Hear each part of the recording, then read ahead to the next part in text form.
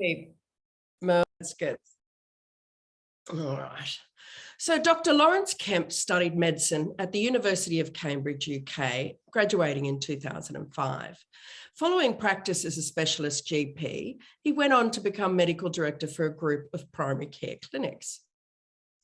In 2018, Laurence moved to Brisbane with his family, and this is where he first developed an interest in medicinal cannabis.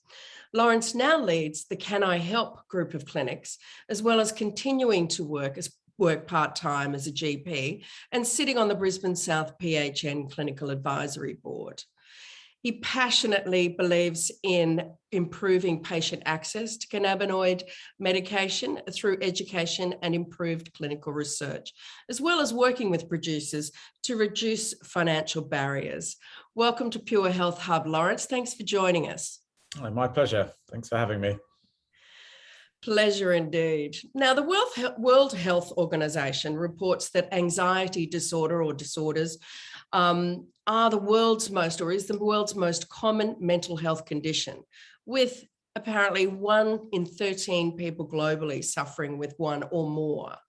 So what are the most common types of anxiety disorders? Yeah, so I certainly agree that it's something we see very, very commonly in clinical practice. Anxiety disorders have been categorized into multiple different subcategories. Look, I would say in my clinical experience, there's often quite a lot of overlap. So often it's very difficult to say someone fits purely into one category. They often have features from both.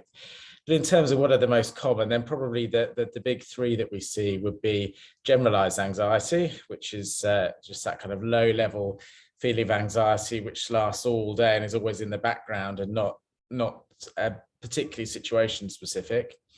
And then we get panic disorder, which is the variant where patients get panic attacks, which can be triggered by specific instances or can come on kind of out of the blue, and that can be really horrible and really disabling for people.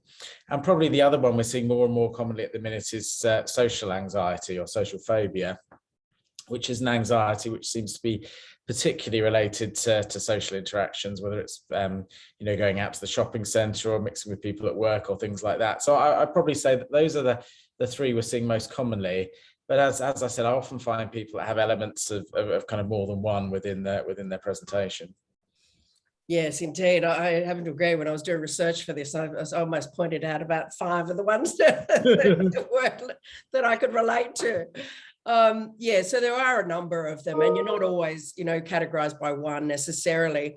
Now, there is a lot of talk about CBD and how it can assist with anxiety disorders and pain and things, but anxiety is where I want to focus. Now, I know it's certainly done a lot for me, but how does CBD help with anxiety disorder? Yeah, so on a kind of biochemical level, we all of us make our own cannabis-like compounds within the body that we call endocannabinoids, or cannabis that's produced by the body. The major mechanism by which CBD works is it stops the body breaking down these compounds we make ourselves. So we produce these compounds called anandamide and 2-arachidonyl glycerol, which are the major endocannabinoids. And usually these would be produced by cells throughout our body. They'd last for a very short period of time, and then our body's own enzymes will break them down and inactivate them. And so one of the main mechanisms by which CBD works is it prevents that. So the chemicals we make ourselves just hang around that little bit longer, so they have a little bit more time to act and can do a bit more of a job, really. So that's the main mechanism. Wow, that is the first time I've heard that explained that way. That's fascinating. So we already produce, so it's a complementary element to. Yes. So look, when we just, without going too much into the history of things, we obviously, first we discovered THC and CBD back in the 1960s. It wasn't until the 1990s that we worked out how these plant chemicals interact with the body. And then obviously the body didn't evolve a number of receptors just to work with plant chemicals. And so since then, over 100 chemicals that the body makes itself what we call the endocannabinoids have been identified, and we've started to research this whole system that goes on with the within the body of our own cannabinoids interacting with these receptors. And so CBD and THC as well interact with this system, and the interactions are quite complicated. So CBD actually probably works in many different ways, but perhaps the major way is it just potentiates the effects of our body's own natural chemicals there. That is fascinating. That's brilliant. I had not heard it explained that way. I didn't realize that we had it within us as well. Okay, well then, what are the administration methods? I hear about all these sorts of different methods, oils and tablets and various things. What are they, and what do we have available here in Australia? Yeah, so these are developing all the time, actually. So traditionally, the main ways that we gave medicinal cannabis was in an oil form, where you put the oil under your tongue, you hold it in your mouth, and then you swallow it. Part of it is absorbed through the mouth, and then the rest of it's absorbed through the stomach and the gut. Or the other way to take a cannabis medication was to inhale it. So you'd heat up the flower and inhale the vapors, a kind of medical form of smoking, although we never recommend smoking with our patients. It's always vaporizing. Since over the last 6 months or so, a number of the cannabis companies have come up with other novel ways. So there are now a variety of sprays that you can spray under the tongue. They've developed rapid acting lozenges that you can put in your mouth, and they dissolve a bit like a kind of migraine tablet. Now people have even developed topical creams that you can rub on and things, and and other ways of getting them into the body. But essentially the main routes remain either swallowed or inhaled. But there are a few variations that are being developed at the moment. Yeah, they seem to be coming up. This segment really seems to be coming ahead in leaps and bounds. The discoveries, and as you say, I mean, that may have been something that's been around, that's been known for some time in terms of how the CBD helps us. But getting this out is really important, so people understand how it works. Because I think we're just going, oh, it's something that someone tells me works, and let's have it, rather than understanding the real reason for it. So that's fantastic. Now, are all of these administration methods available, or are these products available in Australia through obviously clinics? Or are they, Pretty much all of them are available in Australia now. If we'd had this discussion 6 months ago, I'd have said, look, it's just the oils and the flowers, but actually most of them are available now. They're still only available, so they need to be on prescription from a doctor, and they need to be accessed through the TGA's special access scheme. So there are still some restrictions around them. I mean, it's really interesting that other countries in the world are taking a much more relaxed approach. So the UK, where I come from, has classified CBD as a food rather than a medicine. So it's freely available. You can get it in supermarkets and things like that. But Australia is still taking this slightly different approach. So it's still only available on prescription. There is hope that possibly within the next year that CBD only products may be available from the pharmacy directly, but at the minute it still requires a prescription from a doctor.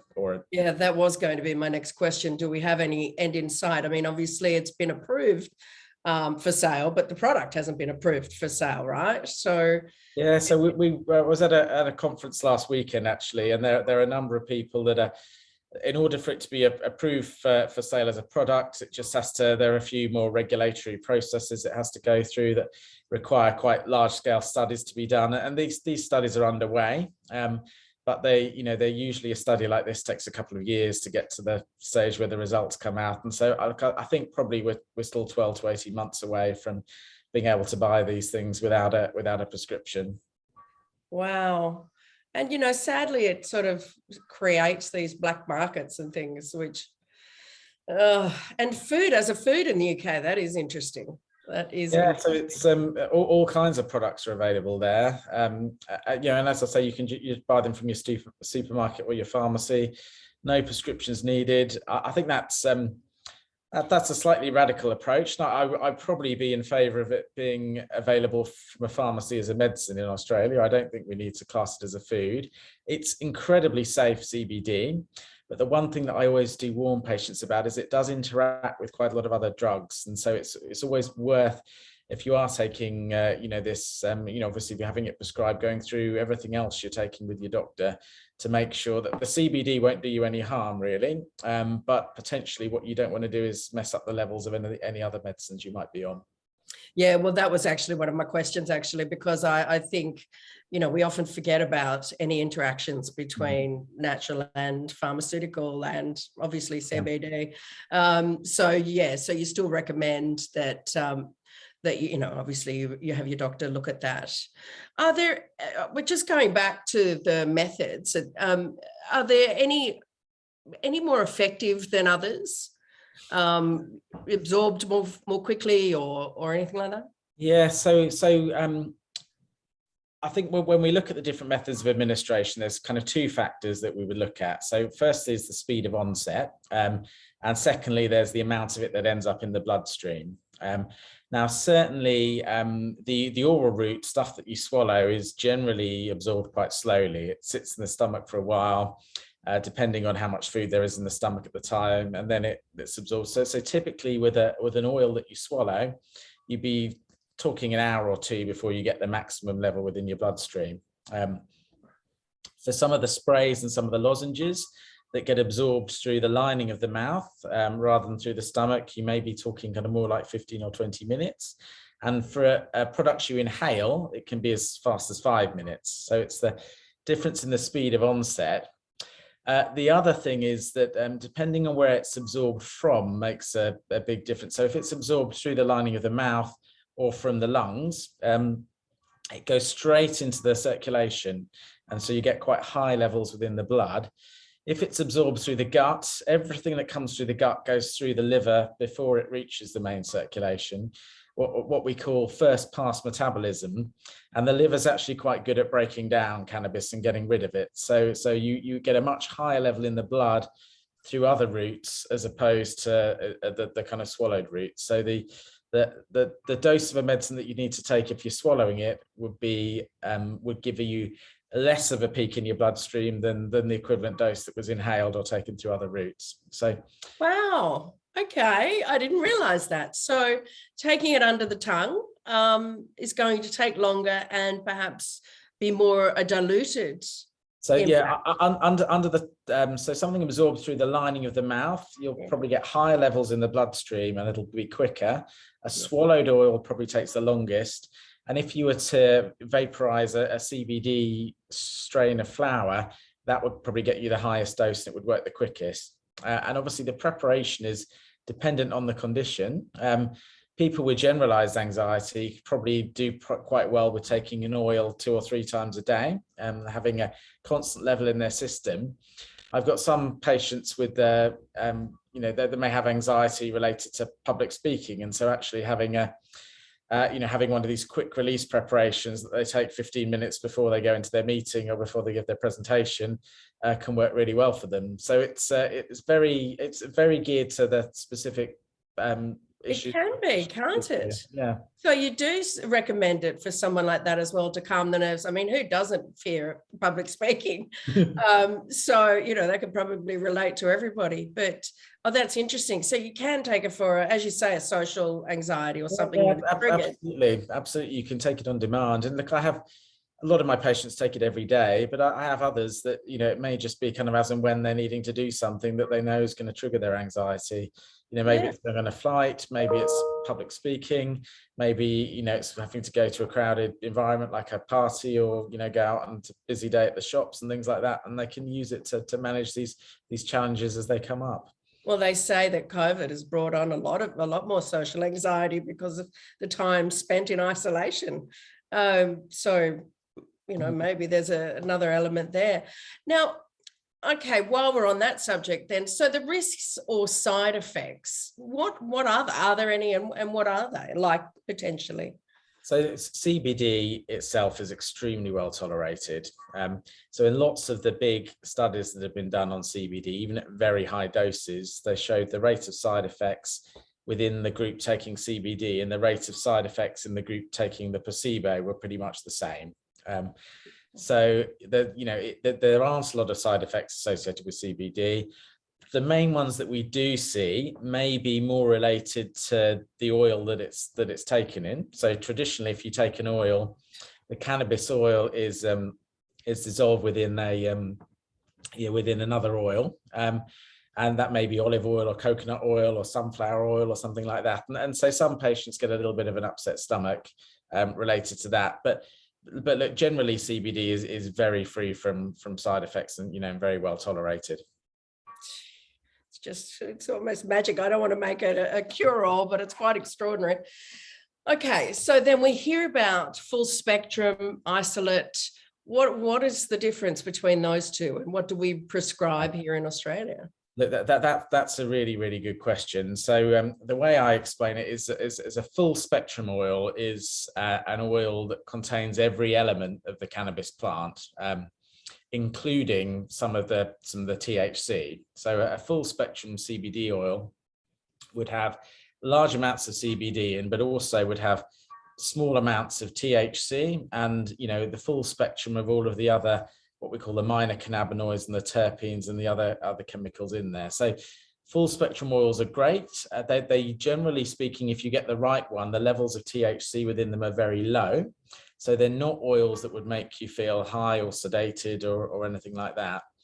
But the main downside with a full spectrum oil is they have some THC in, which means that potentially if you were pulled over at the side of the road, you could test positive, even though the levels are very, very low. And I talk to my patients, it's the equivalent of having a tablespoon worth of wine and then going out and driving. It's not going to impair your ability to drive whatsoever. But because the rules on driving are that you can have none whatsoever, it's still a risk there. An isolate is essentially an oil that's been either distilled or filtered in some way to remove almost all the THC. So the real advantage of isolates is that patients can take them without any worry about their ability to drive whatsoever. If they have occupational tests, then there's no worries that they'll return a positive result there. And I've got certainly plenty of truck drivers and even some commercial pilots who use isolate products for that reason.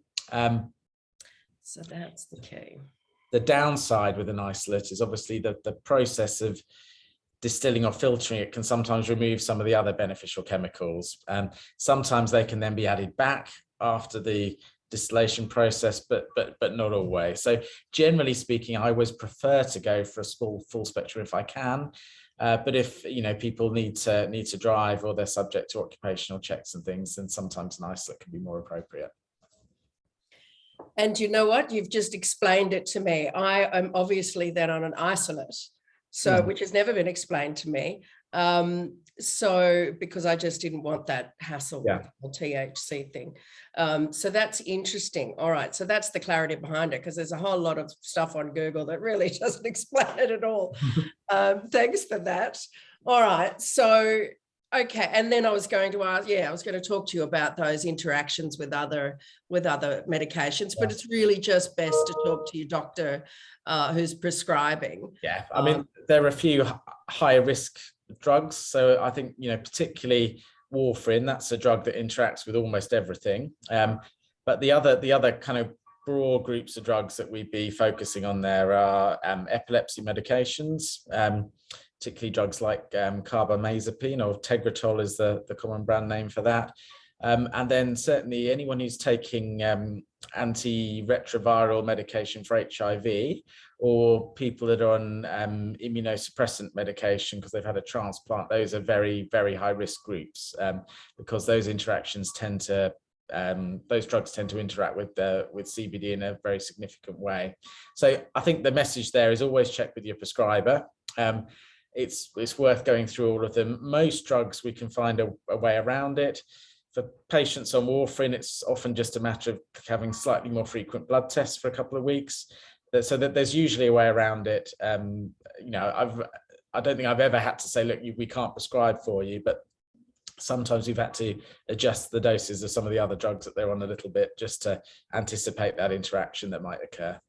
Okay, so there are workarounds, so that's good to hear. So we don't need to just cut it off entirely.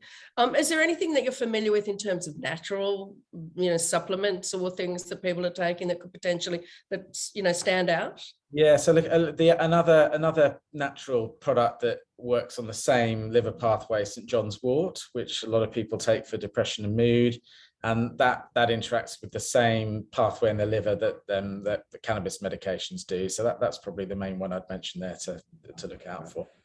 Yeah, I've heard that has some interactions with a number of things and even antidepressants and things like that. So, that has been an eye-opener. Thank you, Laurence. I'm so pleased that we got to talk about the anxiety element and opportunities and benefits for people suffering anxiety and with CBD. So I want to thank you for joining us with that and sharing those insights. Appreciate it. No, my pleasure. Thanks very much.